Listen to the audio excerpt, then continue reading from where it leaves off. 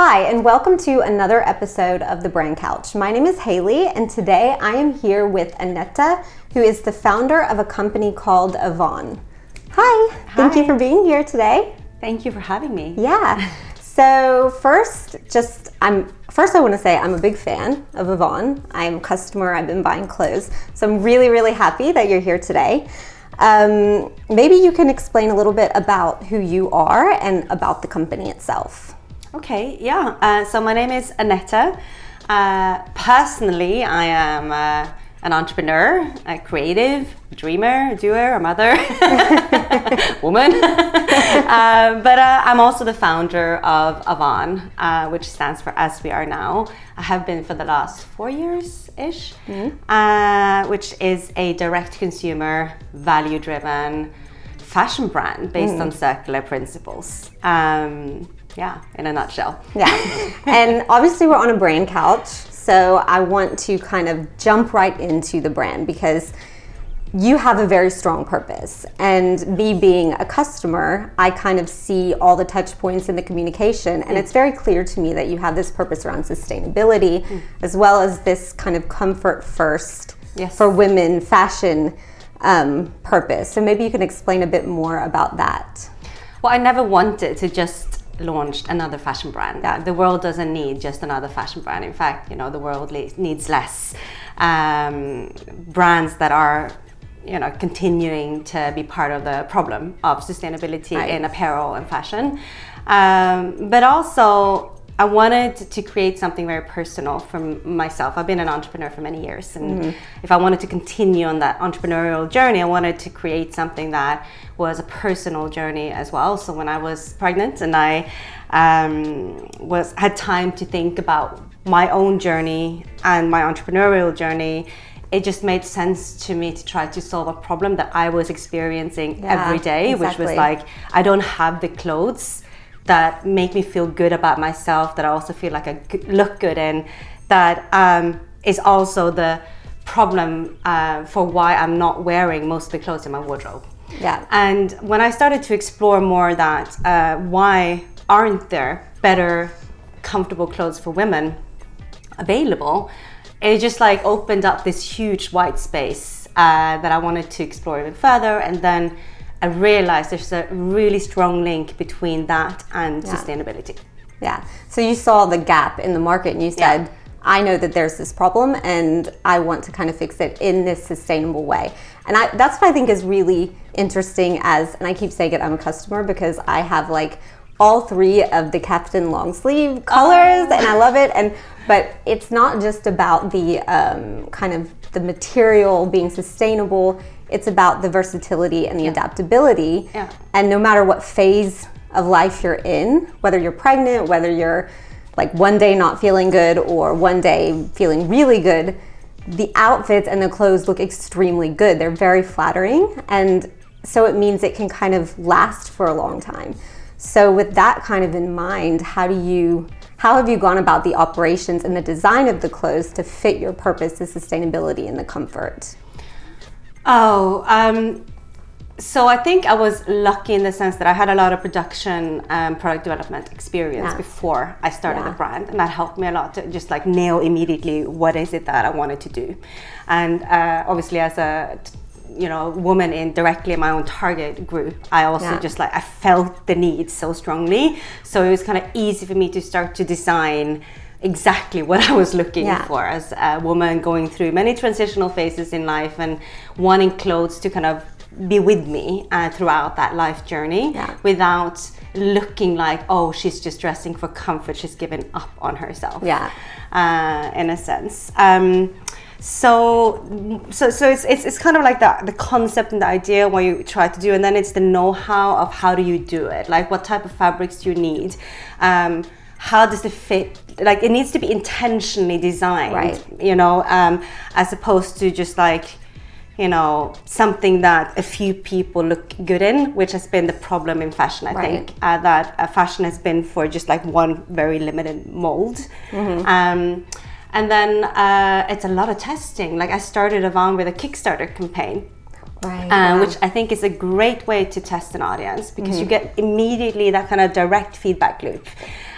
with your customers, and you get close to them, and you can do adjustments, and that's kind of the start of the brand. Has become the way of the brand, that we're always in direct dialogue with our customers, and we listen and we adjust and we do short or we do like small production batches.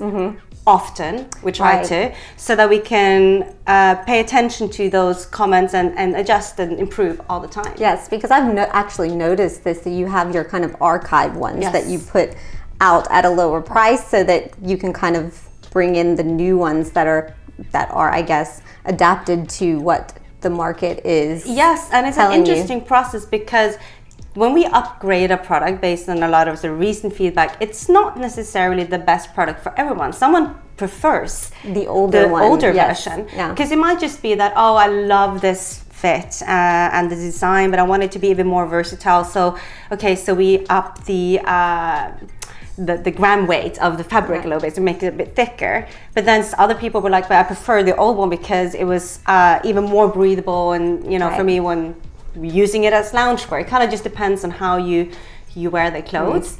And so it's a constant testing and improvement phase, and we're learning all the time. And I'm kind of like jumping a little bit now, because does that present a problem for scalability at all? Or do you see that it's difficult to scale because you do it this kind of testing way, or is it actually easier in the end? We are, it's a difficult question, because we're kind of at that jumping point to scale up our concept. We've spent quite a lot of time now testing a lot, building a product that we know, or creating a product that we know our customers want as a concept, and as the collection that we have out. Build the brand that we know is strong, and the community and all that. And now we have set out to prove that you can scale up a direct-to-consumer business model based on circular principles. So basically, you can scale up a fashion brand without it being fast fashion. Because today it seems to be a very strong divide between slow fashion and fast fashion.